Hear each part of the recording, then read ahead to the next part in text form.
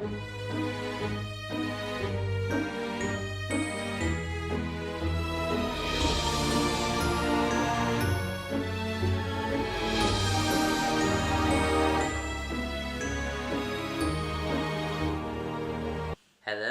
I'm Nathaniel Smith, and it's time for another book review.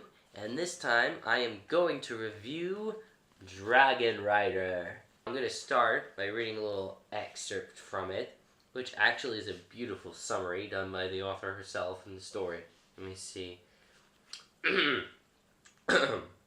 When all was still in the hall, and only the sound was the rustling of the monk's robes, Fire Drake cleared his throat and began to tell the story, in the language of fabulous animals, the language that everyone can understand. As the moon set outside and the sun began its daily journey across the sky, he told the tale of his quest from the very beginning. His words filled the hall with pictures. He spoke of a clever white rat, enchanted ravens and mountain dwarfs, sand elves and dubidae. As he went on with his story, the basilisk fell to the dust once more, and the blue djinn opened his 1,000 eyes. The sea serpent swam through the waves, and the great rock bird snatched Ben away. Finally, as the sun outside was sinking in the sky, Nettlebrand climbed the dragon's mountain.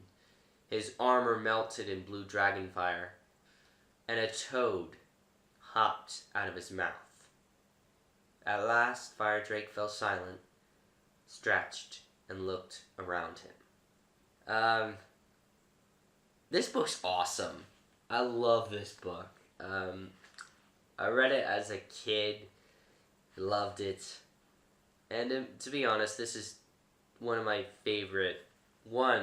many favorite fantasy authors, Cornelia.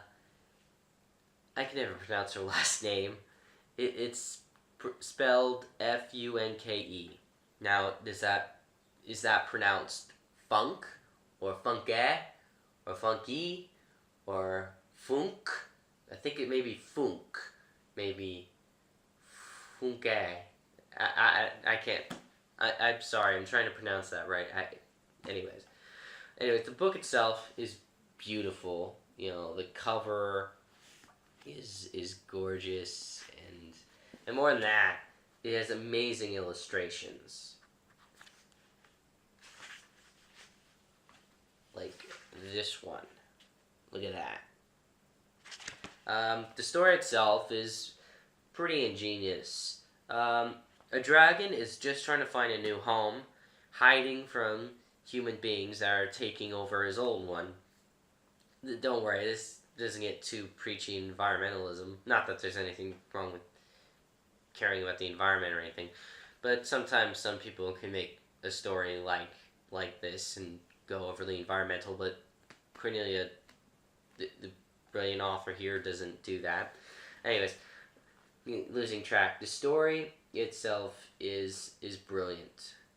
The one thing that has always made me enjoy and love Cornelia Funke's work so much is even the urban fantasy. This is an urban fantasy, but in every way it feels like a high fantasy.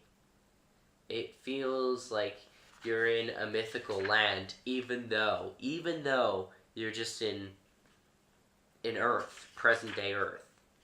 I mean, that's just something it's not that there hasn't been other good urban fantasy series. Yeah, there have been tons with great magic and fun adventure in them. And you could probably list a lot of them if you want, if you read any fantasy. But what Dragon Rider does that's so unique, as most of Cornelia Funke's works does, is she just manages to make our world feel enchanting.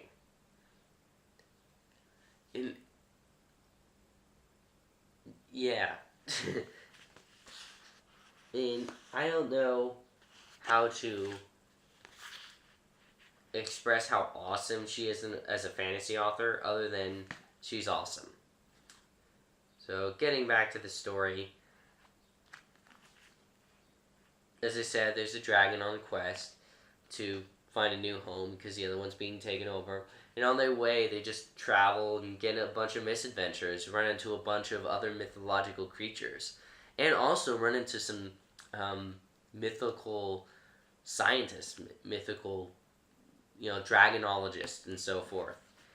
And really, it's the story of just them looking for a home while having a lot of misadventures, while having the fear and concern of a villain that's constantly chasing them called Nettlebrand, who is very wretched villain. So it's a good book. If you love fantasy, and then I strongly suggest you read it. Till next time.